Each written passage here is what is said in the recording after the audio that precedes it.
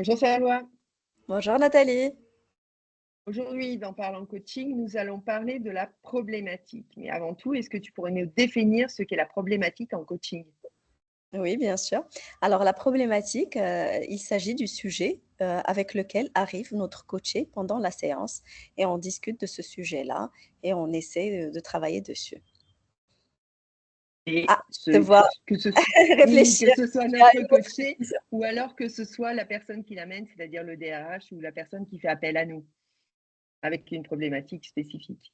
Oui, tu as raison et du coup, ça va être quoi le but de la séance de coaching? Le but de la séance de coaching, c'est d'aider la personne à trouver une solution ou à avoir des prises de conscience au cours de la séance et Oui, trouver un plan et construire un plan d'action.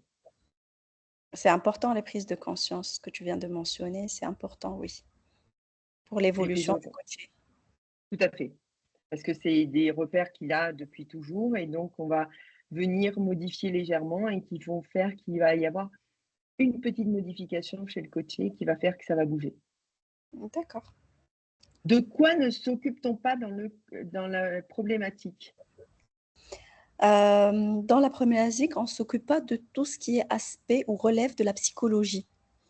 Donc voilà, on rentre pas dans des terrains qu'on maîtrise pas. On n'essaie pas de faire du conseil parce que nous, notre séance, c'est vraiment du coaching. Ça doit être carré, clair et bien, dirigé par nous, bien sûr. Et cet accompagnement, c'est ça qui nous distingue par rapport aux autres disciplines. Tout à fait. Et je dirais que juste, on va rester centré sur la problématique du coaché, c'est-à-dire qu'on ne va pas partir dans tous les sens. OK. Et dis-moi, de ton côté, qu'est-ce qui peut bloquer tes coachés, par exemple, lors d'une séance? Voilà, la fameuse confidentialité, je dirais, le fait qu'il n'ait pas confiance dans la confidentialité ou alors qu'il n'ait pas confiance dans le fait que ce qui va être dit entre nous 2 restera entre nous 2, entre lui et moi ou entre elle et moi. C'est-à-dire, c'est un des principes clés du coaching, c'est nous travaillons en toute confidentialité. Oui, moi, je le vois par rapport à ça au début, quand il y a un client ou un coaché qui ne nous connaît pas et du coup, il faut installer cette confiance au début, lui expliquer que tout est confidentiel. Comme ça, il peut bien bénéficier de la séance, se dévoiler et travailler sur, bah, sa problématique et avancer. Oui. L'expression de ce que dit le coaché est-elle toujours claire? Non, Ce pas que tout le temps. souhaite le coaché, ce que souhaite le coaché, en fait. Non, des fois, c'est pas clair. Il vient, il te parle d'une problématique, après il sort d'un sujet, il va vers un autre, il te parle d'un autre sujet. À un moment, il est un peu déstabilisé, il te dit, bah: «J'ai beaucoup de problèmes dans ma vie, je sais pas par quoi commencer». Mais je rappelle que notre rôle vraiment est de structurer la chose et d'essayer de l'orienter, de canaliser cette énergie pour vraiment creuser là où il y a vraiment le problème et cerner la problématique.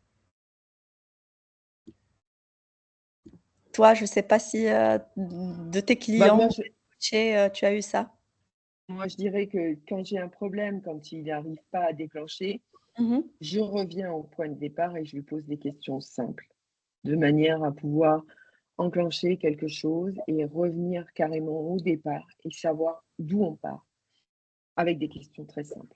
Voilà. D'accord et là, tu me fais penser, quand tu as des cas où, vraiment c'est pas clair pour eux, ils sont perdus, ils savent pas par quoi commencer, comment tu les accompagnes? Comment tu les aides? Les questions simples. C'est le plus simple, c'est revenir au départ et lui poser des questions simples de manière à ce qu'il soit recentré et Mmh mh. qu'il revienne au démarrage et qu'on reprenne et qu'on fasse un point et qu'on trouve la problématique. Qu'on trouve l'objectif qui est derrière la problématique. Ça me rappelle aussi ce quand tu dis clair, c'est bien parce que, quand les coachés, ils viennent, ils sont un peu perdus, ils parlent de tous les sujets. Des fois, ils confondent coach et psychologue. Ils ont envie et un besoin d'évacuer, de sortir des choses. Donc Ouais, rester sur des questions simples, c'est bien et ça les fait revenir à la problématique initiale et qui sont venus pour, la gérer et la travailler avec nous. et on n'est pas là pour traiter les causes du problème, on est là pour travailler sur le présent et sur le futur. Donc, on est bien là pour travailler, pas sur les causes, mais bien sur la solution du problème. Tout à fait. Comment savoir qu'on a identifié la vraie problématique? Parce qu'elle revient souvent, en fait. Même s'il nous parle d'autres problèmes ou d'autres sujets, il y a toujours un lien entre la problématique centrale. Et toutes Euh, les petites, Pardon? toutes les petites problématiques sont liées à cette grosse problématique. C'est ça, c'est comme si c'était des sous-problèmes, mais si un coach il est assez intelligent et qu'il pose les bonnes questions, il va savoir que tout est relié. C'est comme tu as un cercle et tu as le centre. Le centre du cercle, c'est la problématique et ça tourne autour. Il y a une certaine connexion, mais tout tourne autour.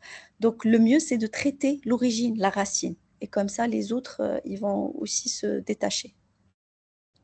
D'accord. Et puis, C'est en c'est ma solutionnant, manière de voir les choses. non, mais en solutionnant le sujet principal, en solutionnant la problématique principale, on solutionne aussi, la plupart du temps, les petites problématiques qu'il y a autour. Exactement, tout à fait. Hem, Toi, avec tes coachés, quel genre de questions tu poses, en fait, pour pouvoir clarifier leurs besoins et leurs priorités? Alors, 2 types de questions, c'est qu'est-ce qui est important pour lui Mmh. et qu'est-ce que ça va changer pour lui? Et quand je dis lui, c'est lui ou elle. J'ai pas de Bien sûr. mais qu'est-ce qui est important et qu'est-ce que ça va changer? C'est des questions très simples, mais en fait, c'est des questions qui permettent d'avoir des réponses assez claires des coachés. Tu as tout à fait raison. Comment transformer un mal-être ou une confusion en un objectif concret et motivant? Moi, je dirais qu'il faut questionner sur les croyances de la personne, sur ses valeurs, creuser aussi les émotions, ce qu'il ressent. Par exemple, s'il nous ramène une situation ou un conflit, il faut creuser et voir qu'est-ce qu'il a ressenti lors de cet événement ou lors de cette situation. Ça aide beaucoup le coaché à prendre conscience. Et derrière les émotions, on a des prises de conscience.